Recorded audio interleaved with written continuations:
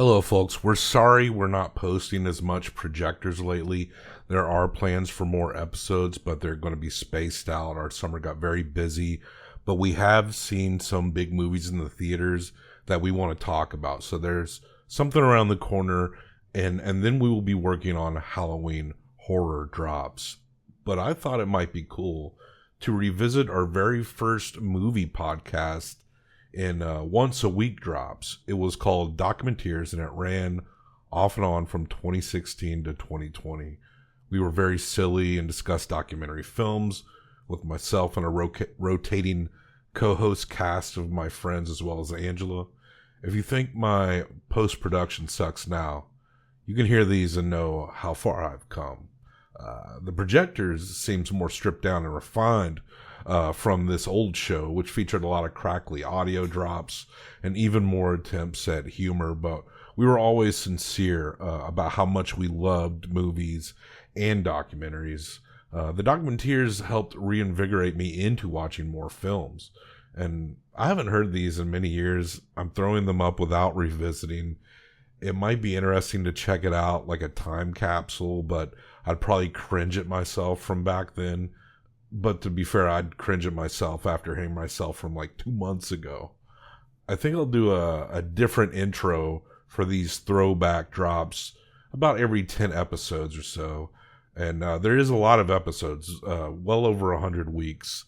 Our first 10 episodes feature our first two 30 for 30 documentary discussions, that ESPN series, and one of my all-time favorite short documentaries. And there's some true crime stuff, which is fodder for documentary, but and it's still an occasional guilty pleasure. It's funny because I did intros for each episode of Documenteers back then, and I'm doing intros for them now, for two intros for each Documenteers re-release, and that is definitely in the spirit of Documenteers. So please enjoy our corny catchphrases. Hello, my docs. Bob Sham here, introducing you to another sweet, sweet Documenteers episode.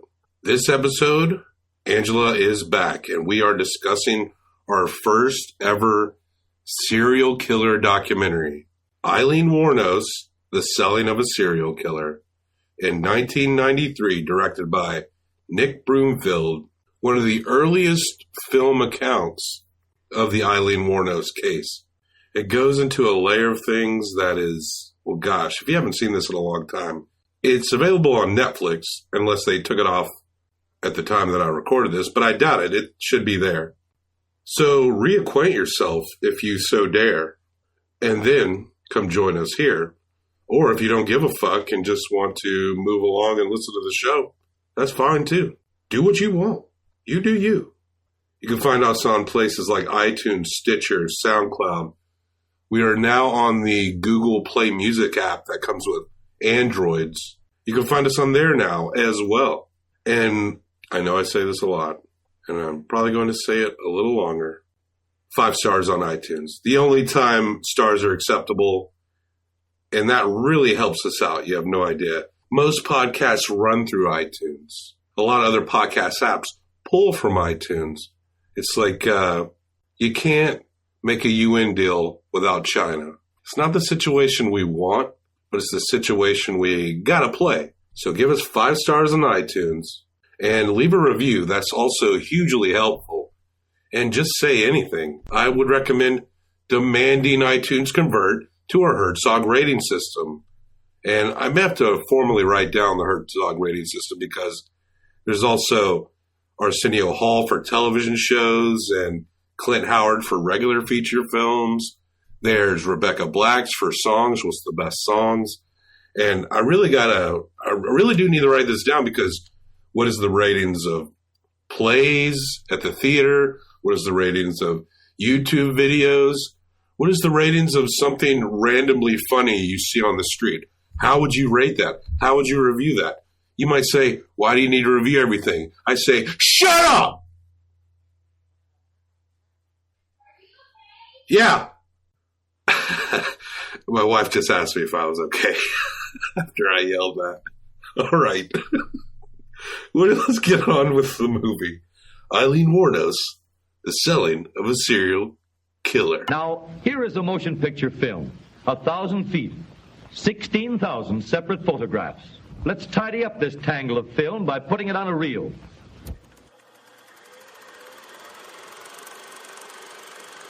And you made love by yourself? Made him out of my own. I made him out of my own 2 hands. I built him. Steve and Lothar lived in a teepee together.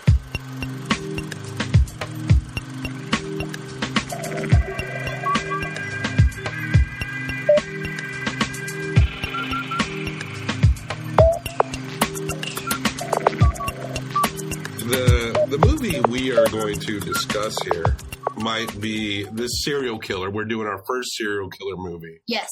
And this serial killer might elicit more compassion than maybe any other serial killer in terms of how people take in this person. Yeah, I definitely go back and forth a lot on how I feel about this person and how much sympathy I have for them. I feel like we're playing a pronoun game right now because we don't want to say yet who we're talking about. It's complicated. I'll definitely say through the years, I have looked at this case many times through documentaries and podcasts and movies. And there are definitely things I thought were true that I now believe were not true. Assumptions that I had made. I don't know at what point I was steered in those directions, if I watched something biased, if I misinterpreted, if it was movie magic. But I was really glad to watch this because it kind of shone a light from a direction I didn't expect. What's up, Docs? That's Docs with an X.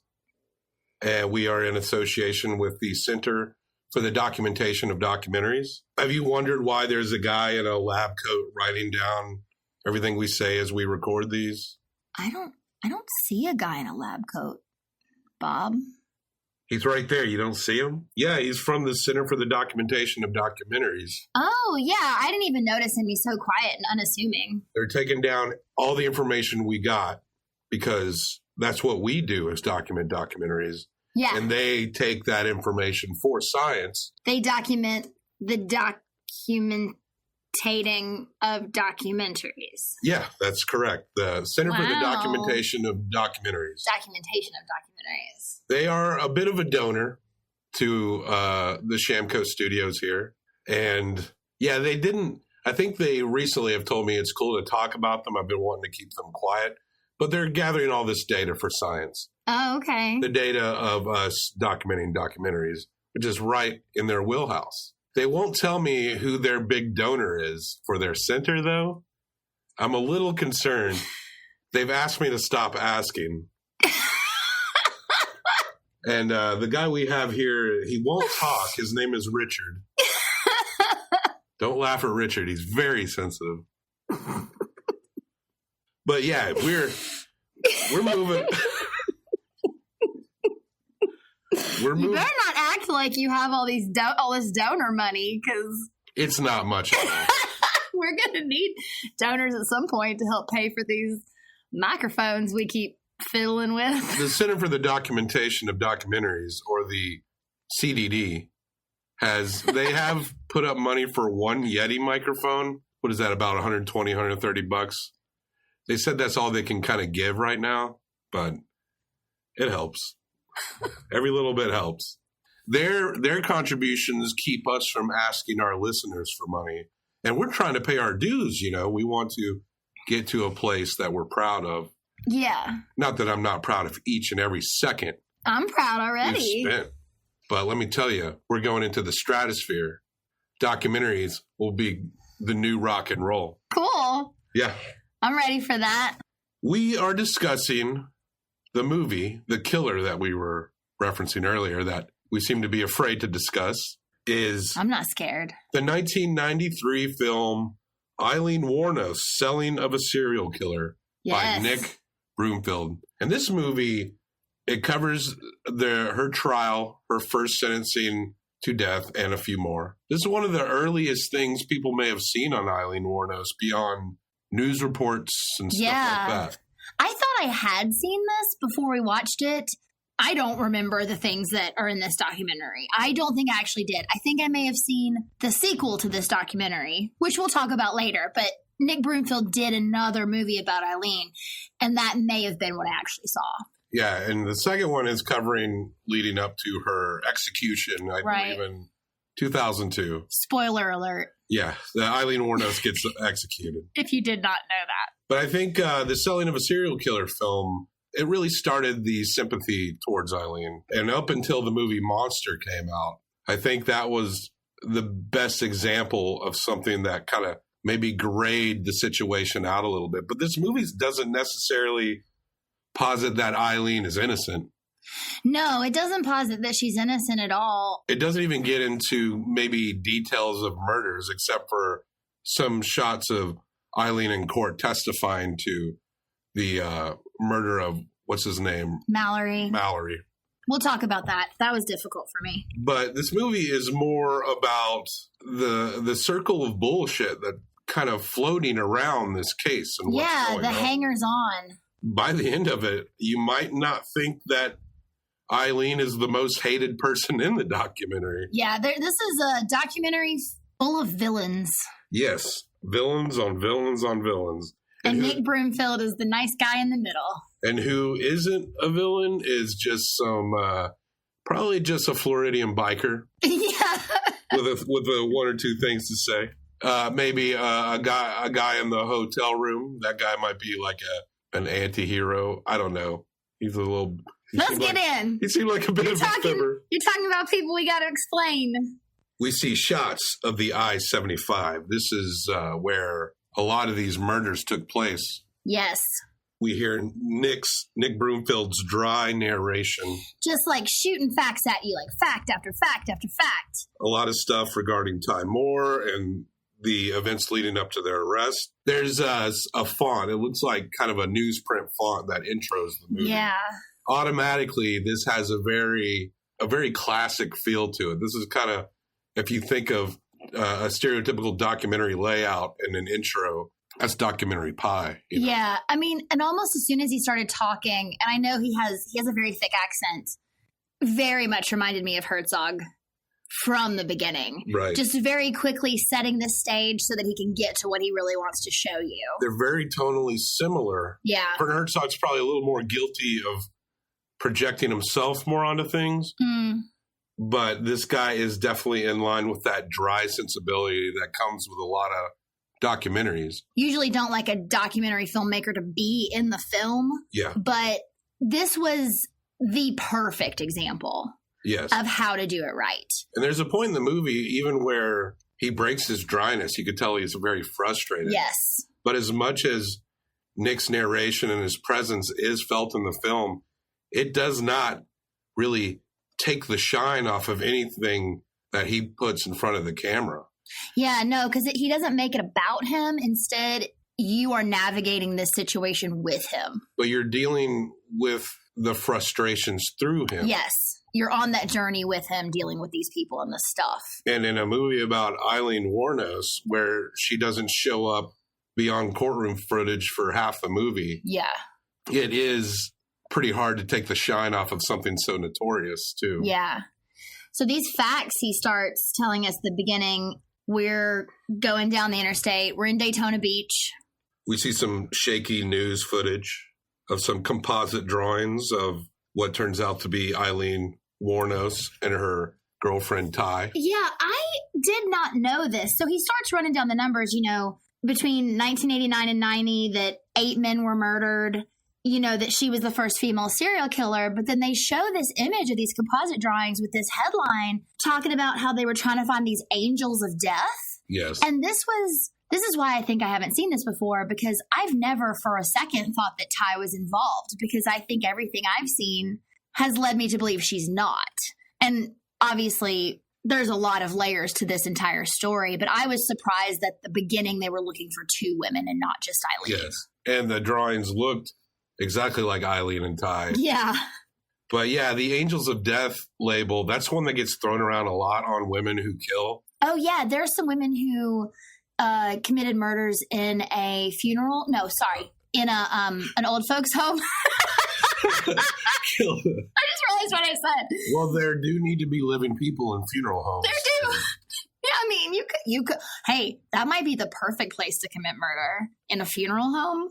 Just cover that shit right up. It's interesting though, because angel of death or angels of death is typically labeled upon women who are seen to be taking someone out of their misery, like the ladies I just mentioned in the nursing home. Caregiver jobs. Yeah, caregiver situation. And I think they just threw that out there. I think Eileen's more complicated, obviously, than being lumped in with people who do that.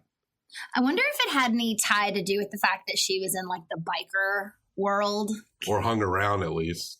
There's a police video. We see Lee. Her name is Aileen, also called Lee. We'll meet an Arlene very soon. And that gets a little confusing. So I'll try to say Lee when I'm talking about Aileen Wuornos. Yeah, the police video is following her arrest. In January 9, 1991, she was arrested at the Last Resort Biker Bar.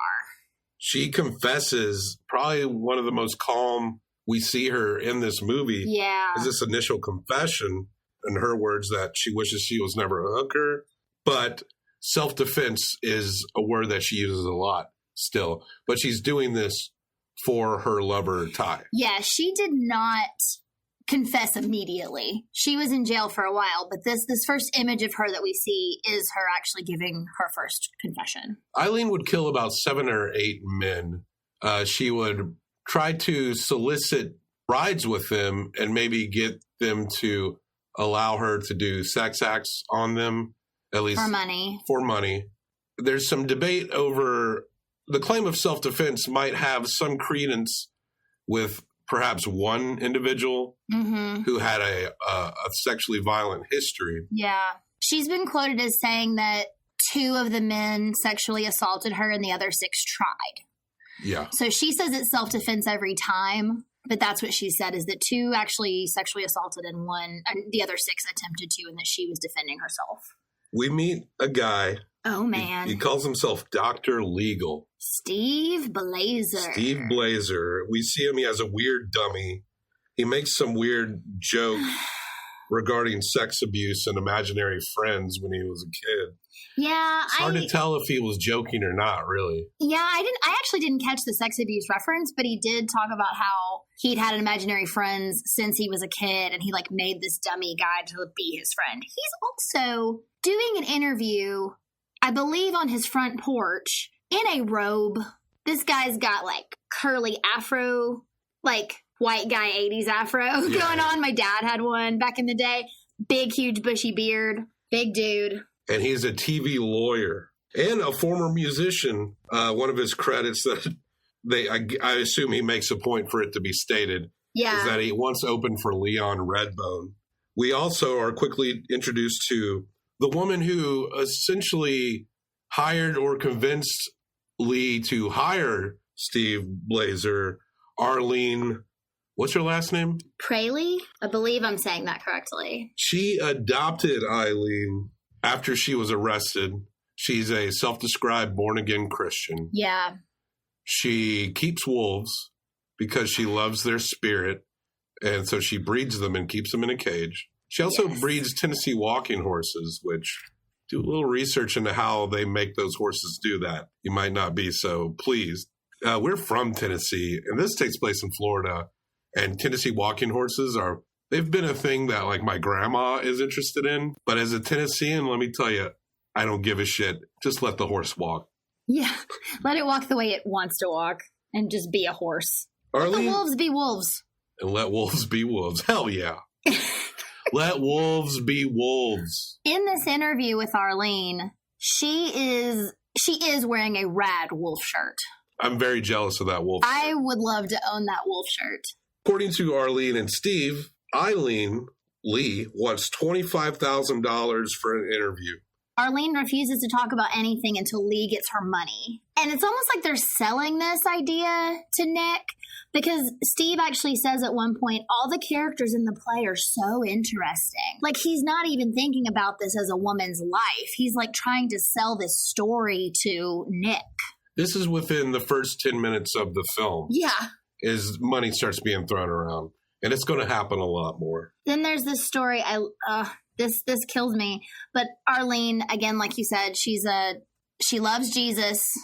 She's talking about God all the time. And she does tell Nick, one of the few things she will tell Nick is that maybe she can also get her doctor to do an interview with him, because her doctor told her that when she had a really bad accident a year before that she almost died. But the love of God flowing through Arlene to Lee is what saved Arlene from dying.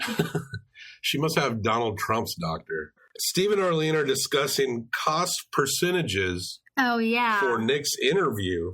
They want money from Nick Broomfield, the director of this film. Steve says he is also Lee's agent, and ultimately it's very expensive, and Nick just uses news footage because it's a lot cheaper. Yeah.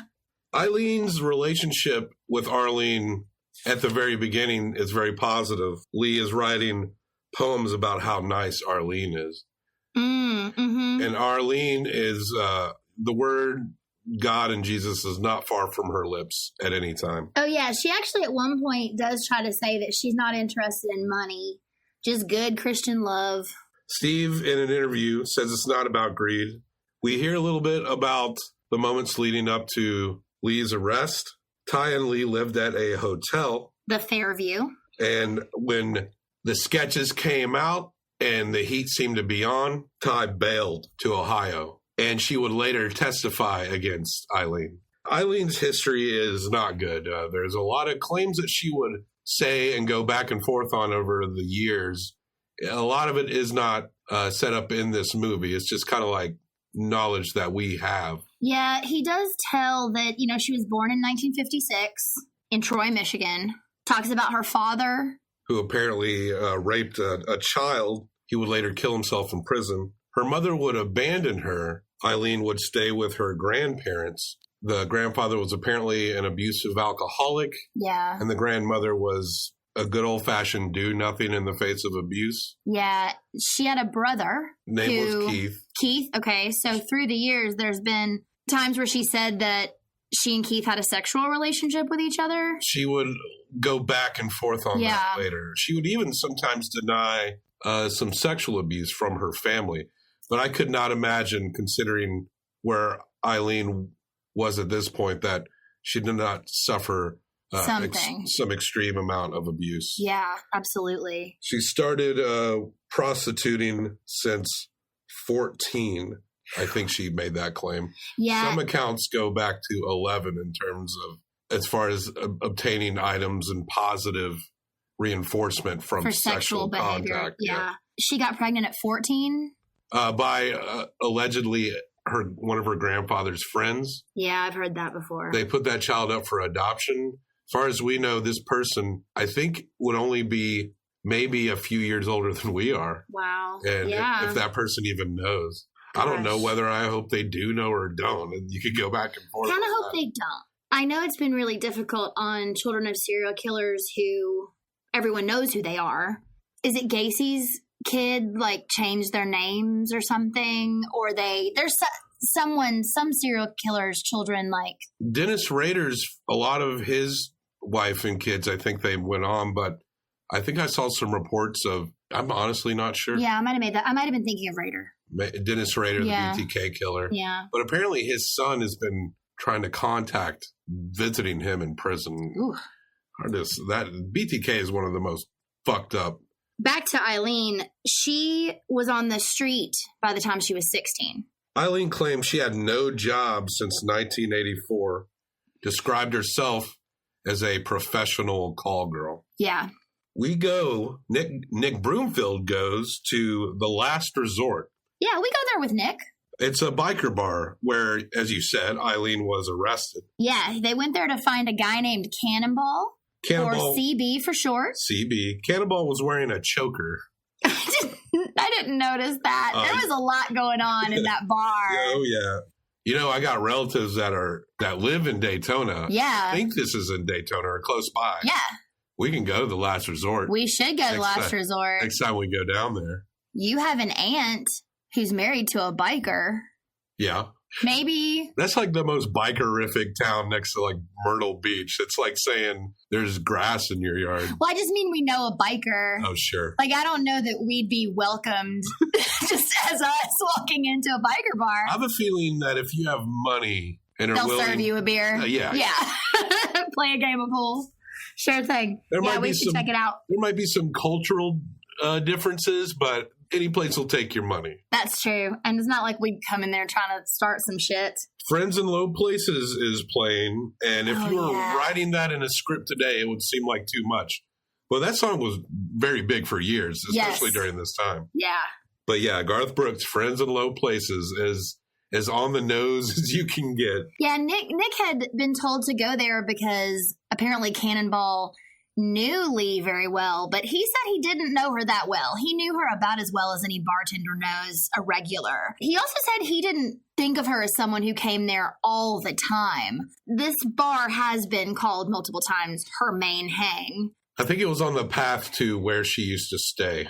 Yeah, he actually tells the story about the night before she was arrested. She was walking home and she was really drunk, and she had stopped at the Last Resort and had gone to sleep on this chair on the back patio and basically slept there all night. Nick sort of made the comment, nobody messed with her. Because she was and this is a term I've never... Well, Nick asked, and Cannonball's response was... She was a flat cracker, which apparently means lesbian. That's a term I've never heard in my life. Later that day, the next day... That day, probably within 30 minutes. Cannonball tells him, you really need to talk to this other guy. The human bomb. The human bomb.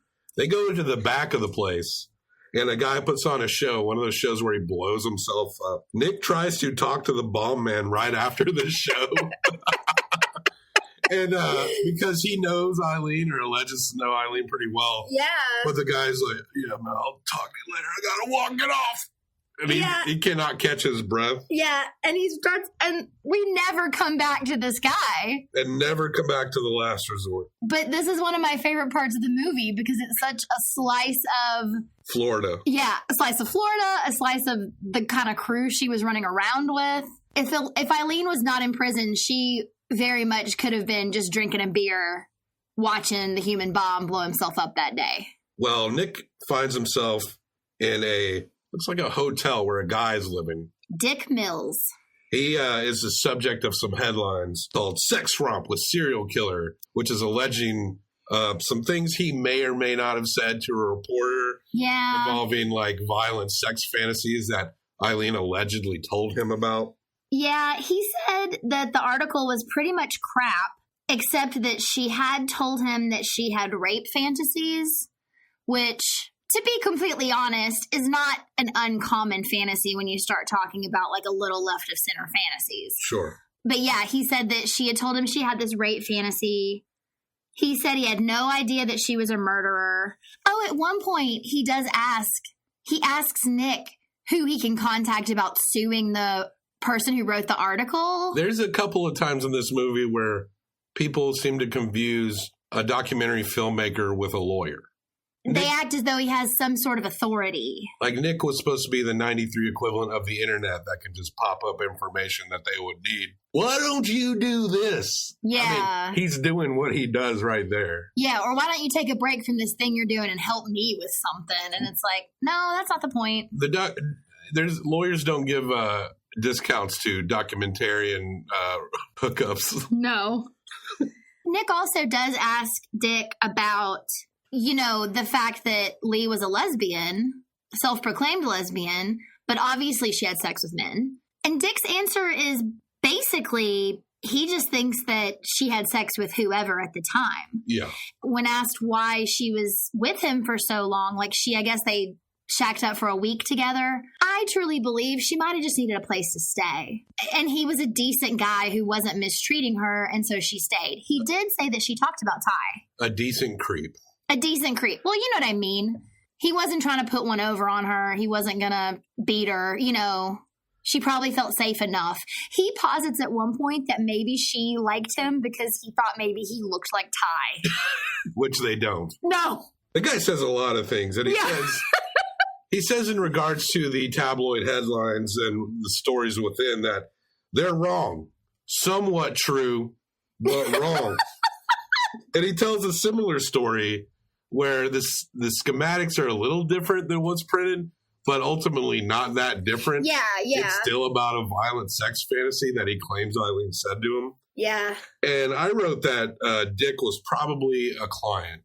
I'm sure he traded sexual favors for something, but he's not going to admit to just being a John. Yeah, he does at one point say that they were just two lonely, desperate people getting along together for a while. He said he's not sure why he wasn't killed. No, but again, I don't think he posed a threat to her. And maybe as far as if you're wanting to kill someone and take their nice car and money, I don't think Dick Mills is the guy you're going to do that with. This is when we go back to Arlene again. Arlene asks Steve to be her agent. I wonder what Steve says. I bet he mulls it over, right? Oh, yeah. I'm sure he thought about it for a whole half second before he jumped on that. He says yes. Yeah, and she now is saying that she won't even talk to Nick before she gets some money. She won't even have a conversation with him. She wants Nick to defer to Steve regarding what Nick is going to pay them. Yeah. So she's kind of making it like, I'm not really the person that talks about the money. Mm-hmm. But she's still kind of selling him on what he can get for this interview. Yeah, she says the amount of money. So he keeps asking her, is it $25,000 still? Basically trying to see if he can negotiate at some point, because that is a lot of money. Yes. And especially in 93. I know. And she says the amount of money depends on exactly what he wants access to. So does he want these letters that they've written to each other? Does he want to see pictures? Does he want... I can't remember what else. She has this whole list of things. I don't know what else she could give him besides that. She's pitching the sell, but doesn't really want to talk about the money. Yeah, so he doesn't get anywhere with her. And we cut back to... We see footage of Aileen in the courtroom, because this is what we got so far. Right. And as far as what Nick has. Right. And this is when we find out Mallory had served 10 years for rape prior to this, but that for some reason the judge would not allow that information into court. That's very strange. And also, this particular trial was for the murder of Mallory, but the judge wouldn't let his violent sexual past into play into the courtroom, but did allow the other murders that she's accused of committing. Right. Even though this trial was specifically for the Mallory murder. Which to me is a complete double standard, because her whole defense is that she killed Mallory in self-defense because he raped her. She goes into a very difficult to listen to description of all the things that she says he did to her. I think that you and I felt differently about this testimony. Yeah. Because I believed her. I do feel like she was maybe a little calm in the telling, but I did feel like she got upset. I believed her. I don't know. I really believe that something happened, maybe not exactly like she said it did, because no one was there except for her, who is still alive. But he did have a history of sexual violence. She killed him. As soon as she could get to her gun, she shot him. This is where my sympathy for Aileen comes in, because I believe that if she had stopped then, this has now gone too far and this awful thing happened and I need to try to straighten out my life and not do this thing anymore. Or if she'd told somebody who would have believed her that this thing happened, and maybe she tried and no one listened, who knows? Or maybe she thought nobody would believe her, so what's the point? Or she was scared. If the situation with Mallory hadn't gone down the way that it did, then maybe the other 7 men wouldn't have happened. It's probably likely very high odds that Mallory was violent with her. Yeah, I mean, listen, wouldn't be the first time. I do think that the odds are that Mallory was probably violent with her, given his history. Uh-huh. I felt like the way she was, it was like she was a restless child in that courtroom. And when she was giving that detailed testimony that told of all kinds of levels of abuse that really could not be proven, because it wasn't like she went to a hospital or anything for this stuff.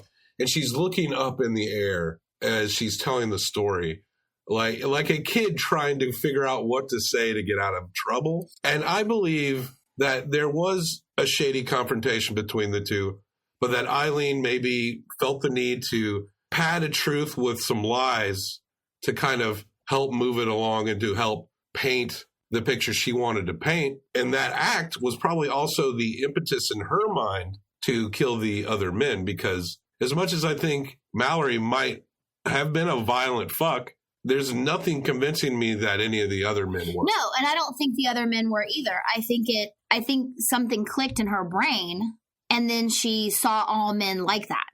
She didn't feel safe anymore in those situations. I thought she was just nervous. Aileen is sentenced to death. She thought she was going to get off. Like, she legitimately thought she was going to be acquitted. She yells out, "Scumbags of America." Steve is not her defender at this point. She has a public defender who she would later fire. She takes on Steve with Arlene's suggestion. Right. And Steve has Aileen plead no contest. Arlene's justification for this, why she's okay with Lee pleading no contest, is because she says she could be home with Jesus in a matter of years. She'd be much better in heaven. So Arleen is basically saying she needs to die. She'll be better if she dies. And she is her legal next of kin. Yeah. Interesting. Aileen is taking responsibility for her acts, which she still says are all self-defense. And she is sentenced to death for the other murders. And she says in the courtroom, "Thank you. And probably see, I'll be up in heaven while y'all are rotting in hell." Okay, there will be an automatic appeal. You have the right to an appeal. Mr. Glazer, is that going to be handled by you or the your public wife and defender? kids get raped. for someone who hates rape so much, you wouldn't think she'd wish it on kids. But she was pretty pissed off. We cut to Steve playing the guitar. I'm already done with this fucking guitar playing. Playing a Phil Ox song called Iron Lady. I guess it's in tribute to Aileen. Yeah, he said he played this song for Lee after she was sentenced to death for those 3 murders. Nick notes that Steve and Arlene's relationship is not as close with Aileen as Nick was led to believe. Nick goes to the prison to see Aileen, and Aileen refuses Nick's visit. The guard makes a claim that Eileen's laundry's not done and she can't get a nice dress. You just look at any picture of Aileen, doesn't seem like a dress kind of lady. I thought she said she didn't want to wear a dress, that she needed her other laundry. But I also really liked this guard. I thought she was great. I love all of the people working in this prison. She actually is telling them, she seems very apologetic. Like she really had tried to get Aileen to come out and she wouldn't. And she actually says at one point that she was trying to get it in writing. She was trying to make Aileen write down that she wouldn't come out. I think so that Nick couldn't say the prison wouldn't allow her to come out. Sure. But she seemed very accommodating. She, I think, wanted it to happen. Nick meets Arlene at her stables. He tells her Lee wouldn't talk. Arlene seems shocked. Arlene makes a claim that she wrote Aileen a letter criticizing her bad behavior in the courtroom. Yeah. And Arlene is a bit of an apologist for her agent, Steve. Steve says Aileen wants to die, and Arlene says she doesn't. Yeah, Arlene says Lee said she wanted to die, but in her heart she wants to live. So she's mad at Steve and Arlene because she lost and they guided her. And that's the truth, which is maybe the most truthful thing Arlene says. And Steve talks about how he believes she wants to die, and that's why he pled guilty for her. And I think that he did that because I think he believes she wants to die because otherwise he would feel bad for doing that. Yeah. And this is when he quotes Woody Allen. And he says to her when she goes to the chair, "Don't sit down." Yeah. He's zany. We meet a prison guard. He gives a walkthrough of the execution process. I love his accent. At this point, he is seated in the chair in front of the news media witnesses and the official witnesses who are already seated in the witness area. Oh, yes. I love him, too. He's brought in and put into the chair, and the straps are placed around his chest and around his lap and on his arms. And then his legs are placed into these straps and secured there. One of my favorite styles of Southern accent. Yes. He will then come over to the microphone that we have here in the chamber and remove the microphone and hold it up for the inmate to make a last statement to. He'll ask the inmate, "Do you have a last statement?" And he will either sometimes say something or sometimes won't. I thought it was super fascinating. Don't need to go into the details of it, but the electrode then is placed on top of the inmate's head. It's an actual cap with an electrode inside. It was interesting. He walked through every step of what the process would be. And he just seemed like a really good dude. And this just happens to be his job. Doing his job. Yep. Nick's in the car with Steve. Steve has brought along a tape of himself singing cover songs. We hear him singing a Pink Floyd song. So they're sitting in the car. Steve has a tape of himself singing Pink Floyd songs. And he's having Nick listen to it. It's on film. We have to also say at this point, every time they make this trip, listening to this music that Steve has recorded and is now singing along to, it is a 7-hour car trip every time they try to go visit Aileen. So Nick had to, for the sake of us, sat through a lot of Steve covers. He took one for us. Yeah. Oh, this is also when Steve starts talking about how he may have to give up the case because he is running out of money or he's not getting paid for any of this. So it's a convenient conversation because Nick agrees to pay Steve $10,000 because he and Arlene are representative of Aileen. Right. And he would like to talk to Aileen. Nick agrees to pay Steve $10,000, quote unquote, with Eileen's permission. Right. And there's a contract and everything. There's footage of Nick paying Steve. The payment is claimed to be $2,500 apiece for Arlene and Steve. $1,000 is going to Aileen. And I guess the rest is covering some legal fees or something. I guess. Steve makes a betting joke. He makes a joke about going to the races or going to bet on the horses as soon as he's handed that money. He walks into Arlene's house with some money and walks back out. We don't see Arlene. We don't see Arlene holding the money. No, she's in the house. At the beginning of the movie, she's talking too damn much. Yeah. And then as it goes on and we keep seeing Arlene, you see her trying to remove herself more and more the responsibility of the money. Yeah.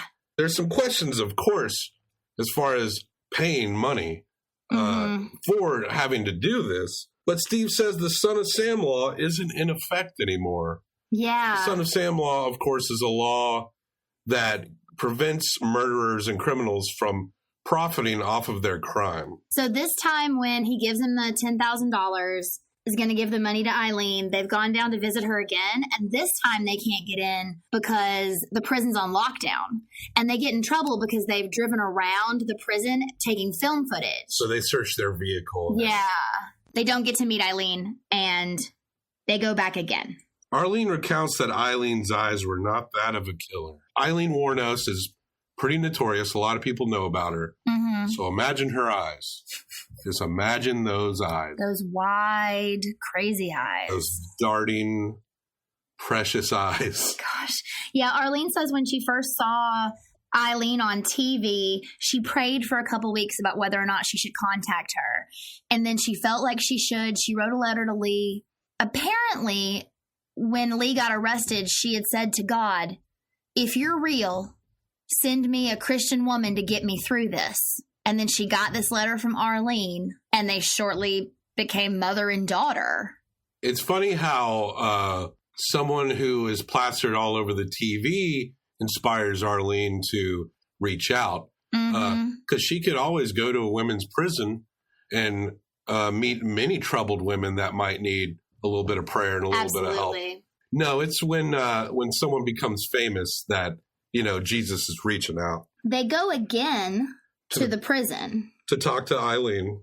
After an hour, they say that she refuses to come out. At this point, I, as a viewer, am feeling frustrated on Nick's behalf that he's not been able to get in to see her yet. We see some footage. Aileen is citing Ty's betrayal as a big burn. She's being shuffled around county to county for these trials.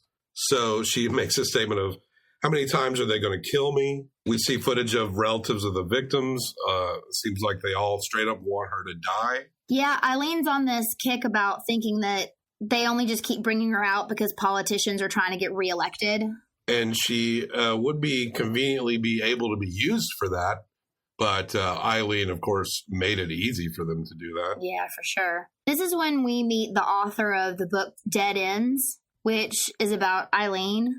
The biggest thing to me in this conversation is he actually describes kind of how she would go out when she was quote unquote soliciting, she wasn't really doing that. She'd go out in like cut off jeans and tennis shoes and a camo shirt, baseball cap and glasses, just walking down the road. She'd get a ride and then she would tell him a sob story.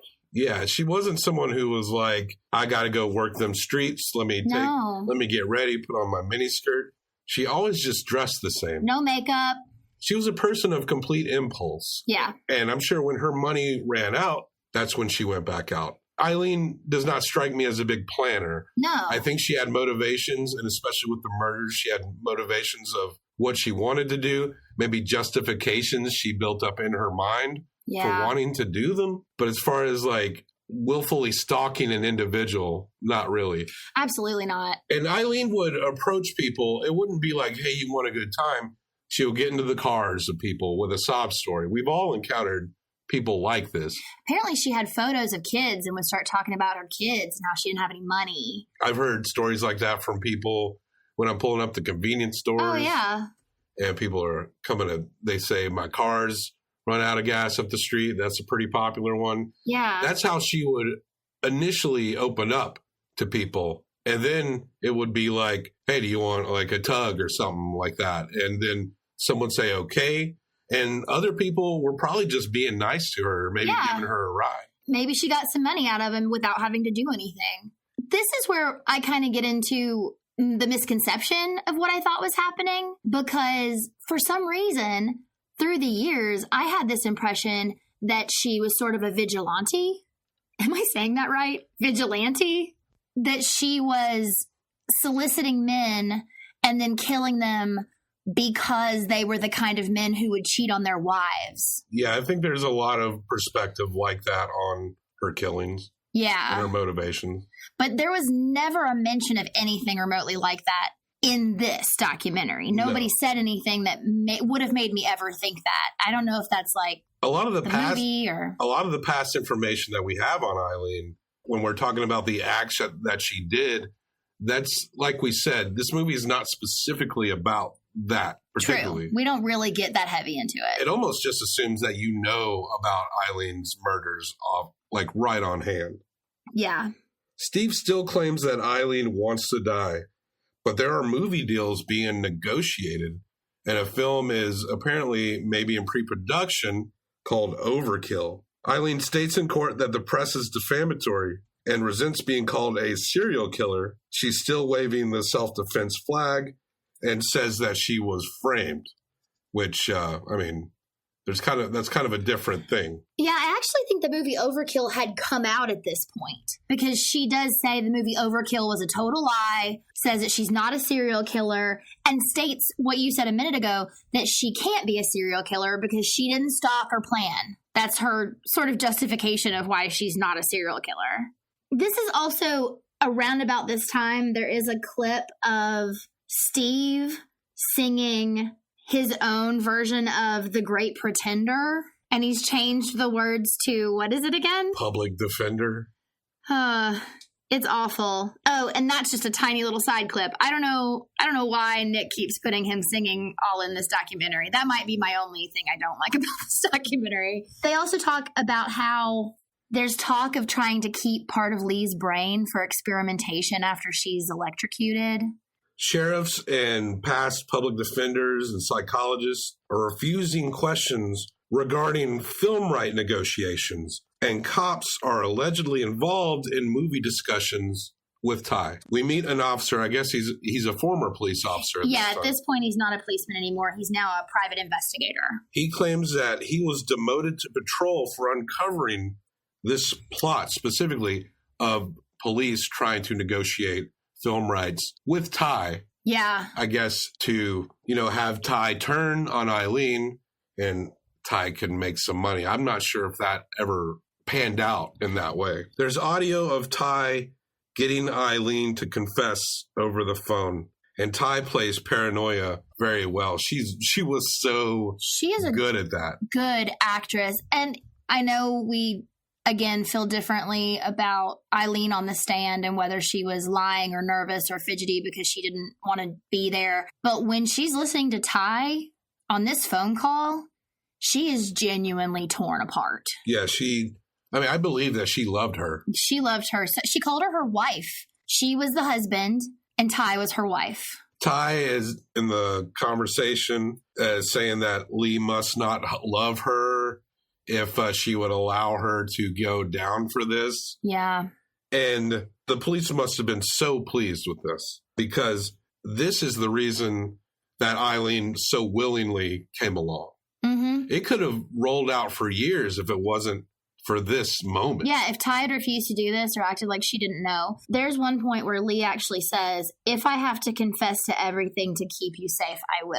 And in that sentence, I feel like there is more to that.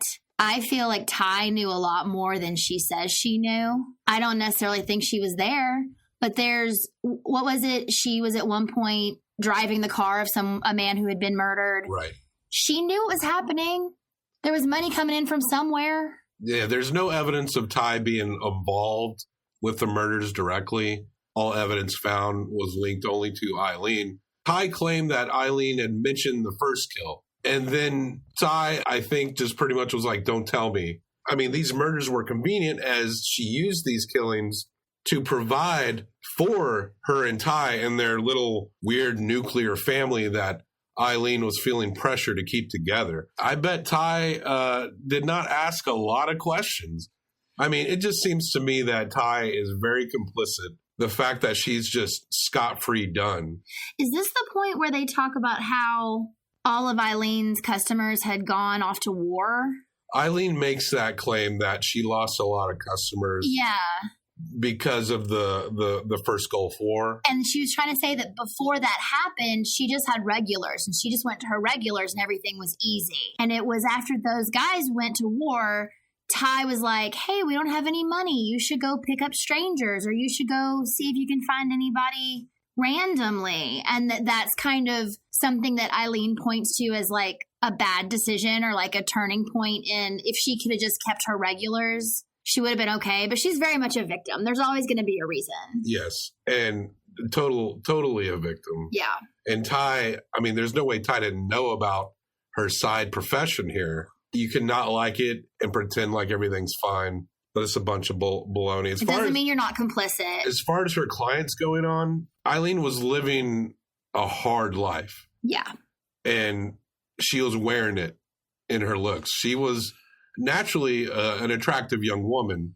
It was probably a lot easier in those days when she was younger, but I'm sure it was a lot more complicated. It was not as plentiful as she was getting older. That Florida sun wearing down on her incessant drinking. She lived a hard life. She was a huge drinker at the time that she was arrested. This is another thing too, where there's a psychologist at this point, I believe, that comes on and starts talking about how that through this whole time Aileen was just killing her father over and over again. Okay. One of the justifications of this, I guess, I'm not a shrink. I mean, he quoted Freud, I think, in it. It's really not a very complicated theory to come up with. The demoted officer that we talked to, he claims that he gets threats to his family and that he's turned over evidence to Florida law enforcement, but they've done nothing. And his information regarding the case and his claims of cops allegedly involved in movie discussions was stolen from his home. There was a break-in and they only took this stuff. Yeah, it was really creepy. It was like 10 o'clock on a weekday and his wife had gone to the grocery store. Somebody was watching them. As Nick is talking to him, he's sitting in front of a pool and you hear someone splash into the pool. I almost couldn't listen to everything he said right after that because I was just watching the pool over his shoulders to see if some tiny child was going to swim by. I wanted a tiny child to swim by so badly. This is something that every documentary needs, especially a documentary that's about such serious crimes like this. Yeah. That moment of mundane. That's what I love about documentaries, and that's something that a documentary can portray better than any other kind of film. This guy's talking about how his house is being broken into and the conscious decision to leave this in there. Mm-hmm. And then everyone pauses because someone just splashed and jumped into a pool. But it also is a subtle, well, maybe not subtle, but it also is a representation of Florida life. Absolutely. Direct witnesses won't talk to Nick. He goes to a place that he thinks he can talk to somebody, and they're like, you need to get out of here for we call the law. Lady's got like the hose, water, and some flowers. A man in a lawn chair is like, I ain't got nothing to say to you.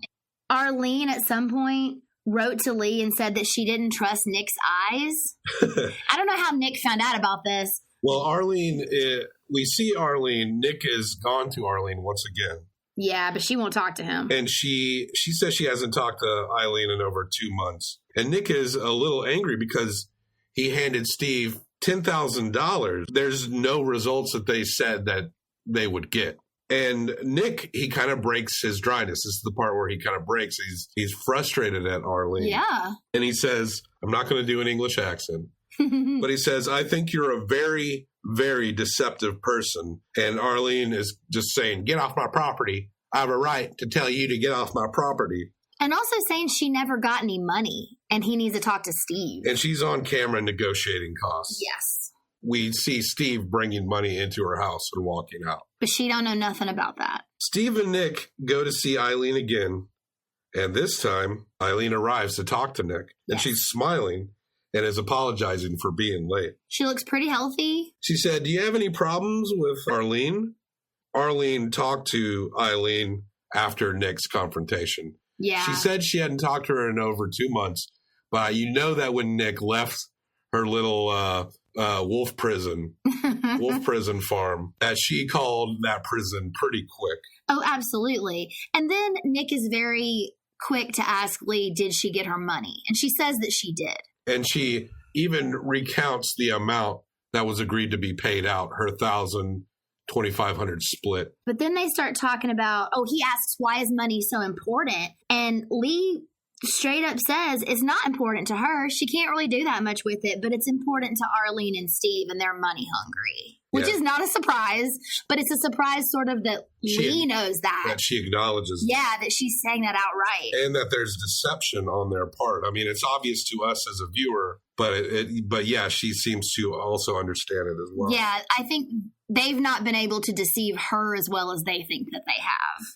Lee said Arlene said first to plead guilty. And she said that Arlene said that she can't take these trials. You're hurting your mother. And that the cops need to make this movie. And then Aileen says that Arlene and Steve gave her ideas on how to commit suicide in prison. Lee said that Arlene didn't adopt me to be my mother. She wants to have access to visit me and to bury me. The whole thing about the police needing to make the trial was, I guess Arlene was trying to convince Lee that if they had the trial, there would be too much facts would get out and the police would have more information to just make this better story, and that if they could avoid having a trial, that might kind of squash either their ability to make the movie or their access to the information or the public wanting to hear about it. Aileen is hoping for a new trial and a new investigation, and she's of course doing that thing where she talks to a documentary filmmaker as if he's a lawyer, but he is also pretty much a reporter as well. Yeah. So maybe he could help. This is actually when we find out about Ty convincing her to go to strangers, because she says this herself in the interview. She also said that she never provoked any of the men, that they all attacked her, and that she was ladylike and clean and did not swear in their presence. I think that definition's different in Eileen's head than it is for a lot of us. Right, what it is to be ladylike and clean. Aileen asks Nick to investigate a company called Republican Pictures, and they are making the Overkill film. Are they making the Overkill film, or are they making the police film? Because the Overkill film is a film that happened. The Overkill film, I don't know if it's out at this point. Okay. Of this documentary. Okay. I know you said that, but I don't know. Okay, I may have misunderstood the timeline. Nick has to do some voiceovers and bleep because it took Aileen a while to meet with Nick, but you get her in front of him and she's perfectly willing to talk. But Nick is having to bleep out some things that she's saying because she says a lot of things regarding some theories she has. They have potential legal ramifications if Nick just allowed it all to go out. I think she's probably naming names because she thinks that these policemen, she basically is accusing them of framing her for this or making her seem more guilty or convicting her without a fair trial because they want this movie to happen. Nick sets it for a Tuesday meeting with Aileen, but the prison bans him. Yeah. And they say they banned him for that time he and Steve were rolling around and taking footage, but that was 2 visits ago. Yeah, that's a bunch of crap. And of course, surprise, surprise, Steve will not be involved for the appeal of Aileen. He got his $2,500 and the so-called legal fees, I'm sure, and he's done. Yep. Dr. Legal is riding off into the TV sunset. Singing his songs. Singing his sad, sad songs. We meet a man who's working for the sheriff's department, and he announces the resignation of an officer named Dan Henry. Henry resigns after he was bugged negotiating a movie deal regarding the Aileen Wuornos case. And it is actually proven that police took the money. And if they can prove that in a court of law, that could overturn at least one of the death sentences. Yeah. The movie then ends, the credits roll. This, like we said, this film takes place not long after these murders occurred. The date of that press conference that you were just talking about was November 10th, 1992. And I think she was arrested in 91, maybe? Gosh, I don't know. Don't quote me on that. The murders were in 89 and 90. Yeah, so maybe 90. She was arrested on January 9th, 1991. Okay, so yeah, it was 91. Over the credits, there's audio of Nick constantly calling the sheriff's department. He's trying so hard. This is what good reporters and documentarians do. Yep. They just bug the shit out of you. Yep. And at some point in the calls, he doesn't need to introduce himself. Like the person taking the calls knows exactly who it is. Yeah. Hello, Mr. Broomfield. The last of Nick's calls goes to Steve's answer machine. And of course, Steve is no longer taking Nick's calls. And that is the end of Aileen Wuornos' selling of a serial killer. There wasn't even a ending statement, was there? No. It just ended. It ended on the fact that there actually was, for all the crazy shit that comes out of Eileen's mouth, she was onto something regarding police corruption. Yeah. In terms of movie rights. Yeah. That was actually a thing.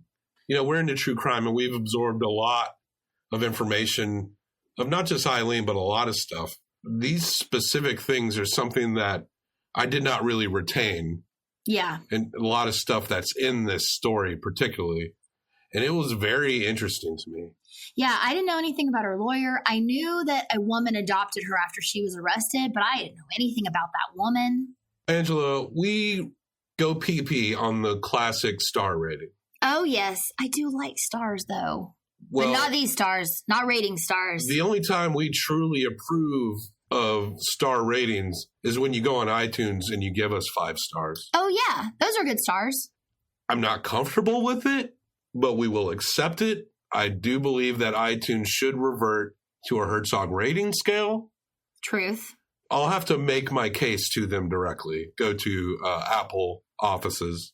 Where are they at? Seattle? I don't know. I don't know. But we rate movies in a Herzog scale. Herzog is the demigod representation. Werner Herzog is pretty much the Hercules of documentary filmmakers.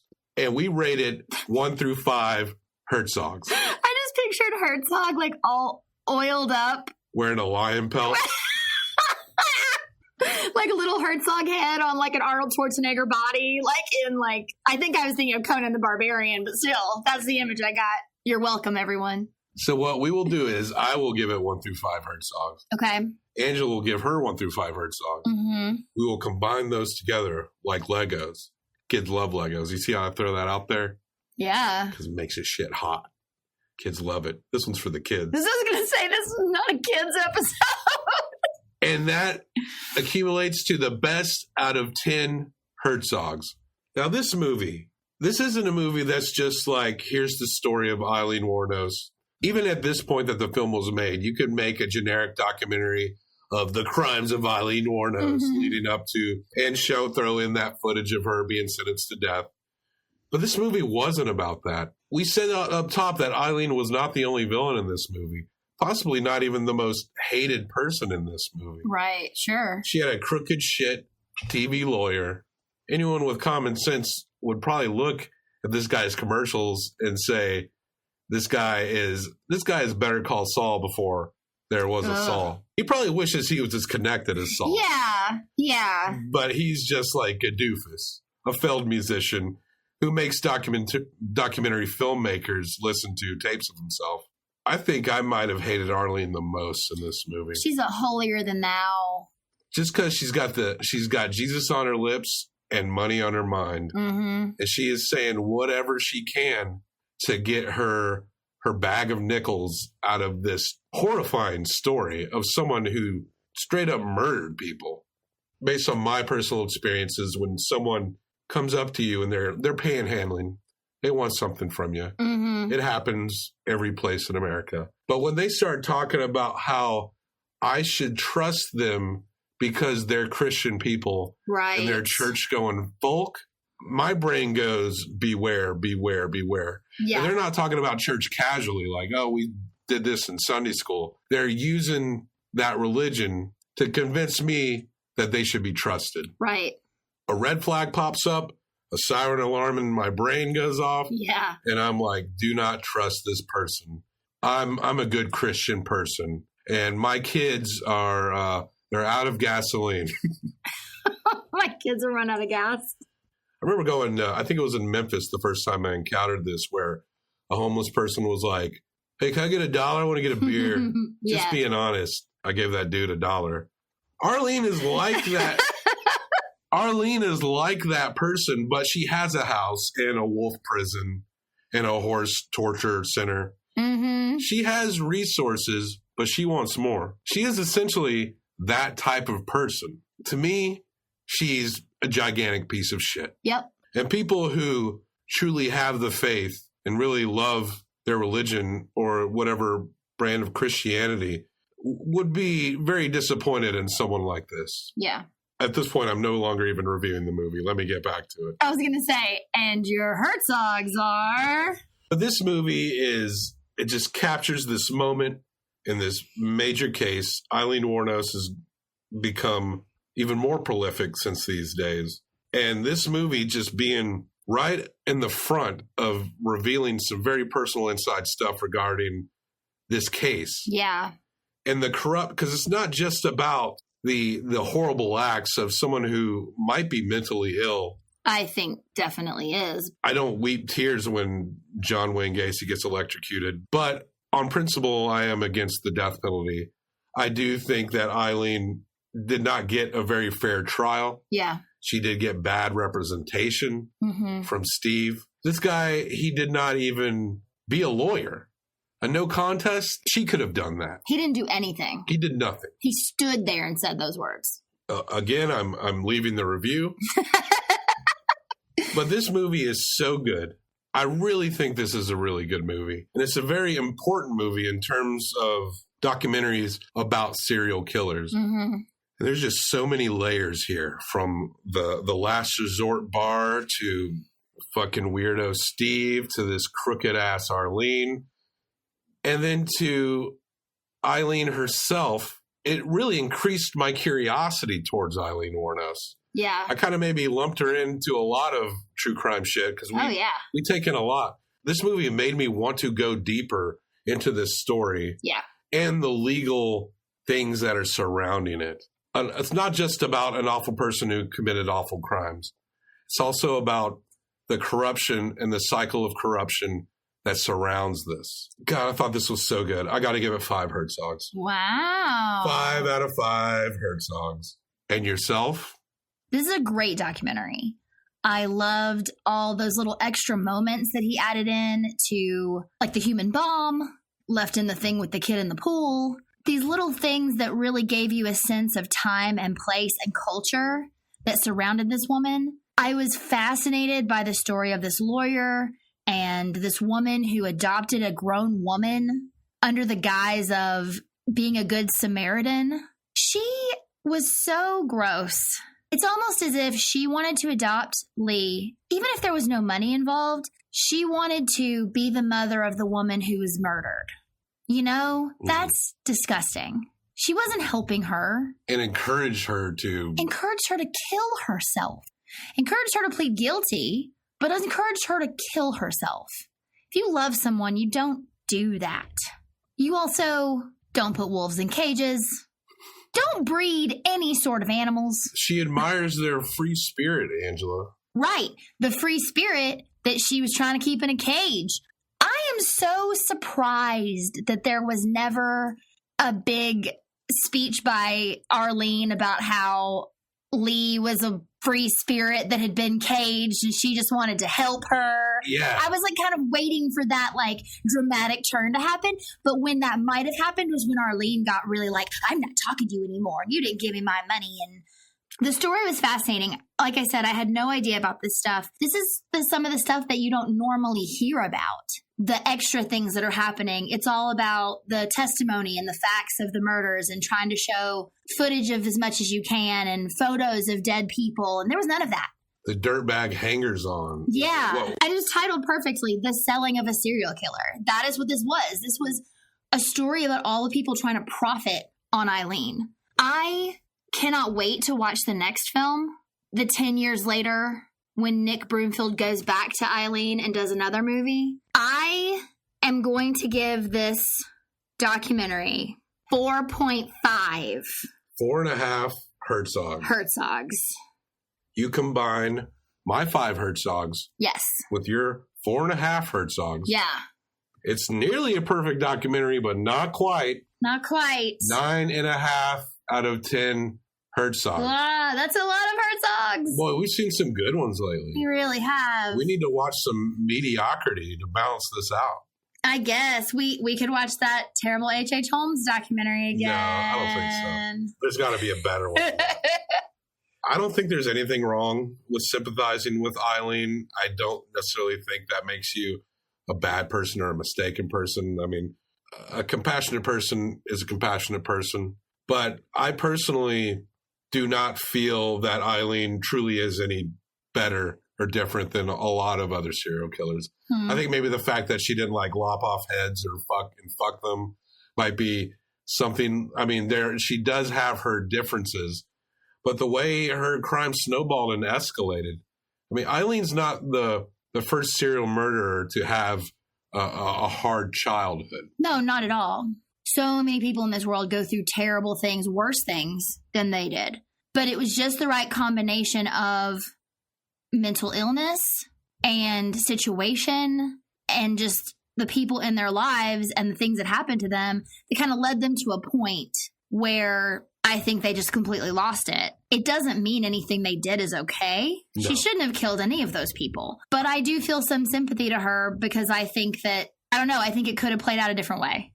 If the circumstances had been different, but they weren't. So and Aileen definitely did seem mentally affected. Yeah. I don't know if it's a true clinical way, maybe not schizophrenia or anything like that. But her trauma seemed to stop her at a childlike level. Yeah, she had arrested development. And she reacted to things as a child or an indignant young teenager would. Yeah. And it might seem frustrating when it's children or teenagers doing that. But when it's an adult who are trying to navigate their way around personal responsibilities, that's when that frame of mind can be dangerous. Yeah. And you had mentioned how you had thought at one point that she was almost like a vigilante. Yeah. The way media has kind of portrayed her, certain aspects of media. And I thought that was super interesting. Maybe in a lot of her own mental justifications, that killing these men because they were people who were going to go fuck around on their wives and families. Mm-hmm. I bet maybe she did use that as a bit of a justification. It's almost like an inverted version because sex workers are often the victims of serial killers. A guy like the Green River Killer, Gary Ridgway, killed almost pretty much exclusively sex workers. And when he was questioned about it, he honestly believed that he was doing the world a favor. Aileen is almost like a flip of that. Mm-hmm. She's the prostitute or sex worker, but she's looking down on the John because that's just her doing her job, but they're a fucking creep rolling around on their family. And that first kill was probably just like a dominoes going. And in her mind, if that first kill was a monster, then everyone after is a monster. Yeah. And she also has the motivation to support this weird relationship unit that Ty and her have. She's not even the kind of person to flip a burger. She said she hadn't had a steady job since 84. Yeah. It would be impossible for her. She had opportunities. She married like a yacht magnate at one point when she was younger. Within very little time, she got violent with him and he had to get the thing annulled. And this was a dude with money. She wasn't stable. She was fucked. When you're not stable, you can convince yourself a lot of things are okay or what you need to do. Boy, what a movie. Wow. And it was really good. Yeah. It's a really good movie. And so unlike most true crime documentaries that you actually see. And there's no frills about it. Yeah. It's straightforward, well edited. It's not trying to do some bullshit tricks like you see in a lot of documentaries these days. It's just a straightforward account of Aileen in the court system and the leeches that attach to her. That was our review of the film Aileen Wuornos, Selling of a Serial Killer by Nick Broomfield. Keep on docking.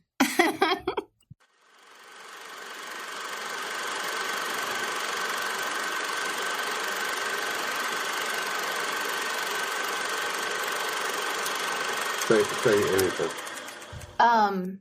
Well, I could tell you about the movie Say Anything. Go ahead. With, I forgot his name. I guess that means I'm no longer in love with him. John Cusack. John Cusack is in Say Anything. And that song by Peter Gabriel, Your Thighs. Yeah. In your thighs. Your thighs. Yeah. Your thighs. Your thighs. We're skipping like a part.